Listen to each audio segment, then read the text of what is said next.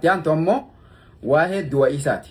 Du'a isaa keessatti mutawaffiq rafu godheeti fassaree jechuudha. Warroonni akka isa fassaranis akka kiyya fassaranis hedduudha. Ulamaa'ota addunyaa keessa jiran hundinuu laaluu dandeessanii jechuudha. Ammoo jechi mutawaffiq juu gizeenii fi ayata rabbii laa mubaddila li kalimaatiin wal qabsiite mutawaffiq yoo jijjiirte du'a ta'a jechuudha. Rabbiin isaa si ajjeeseetiin gara kiyyatti zaata isa keessaa fuudha sanii fi ruuis waliin ol si fudhadha jeeti beeksisee isalleen akka du'u deemu hayyamee rabbiin itti himee ajjeeseetiin si fuudha jee akkasi fudhatee kuteen jechuudha. Assalamu alaikum warahmatullahi wabarakatuh. Arraan gaafin kiyya ulamaawotaaf. Ulamaawonni gaafii kanaaf deebisaa naa kennaadha. Gaafin kiyya maali?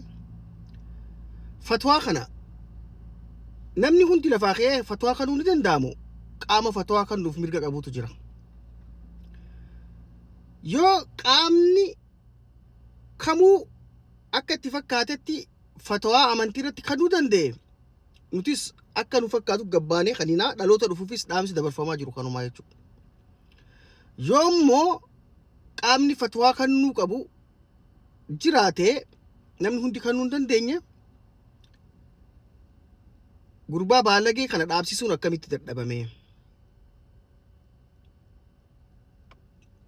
Maaliif usamaa? Wanti kun waan salphaa miti.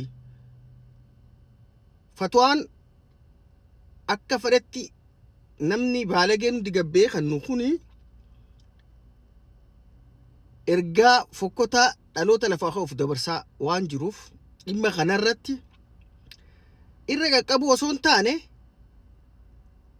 ifatti gabbaatanii dubbachuu balaaleeffachuu tarkaanfii fudhatamu qabu jedhu fudhatu qabdan. Mucaan kun adeemsi isaadhaa adeemsa fokkotaadhaa.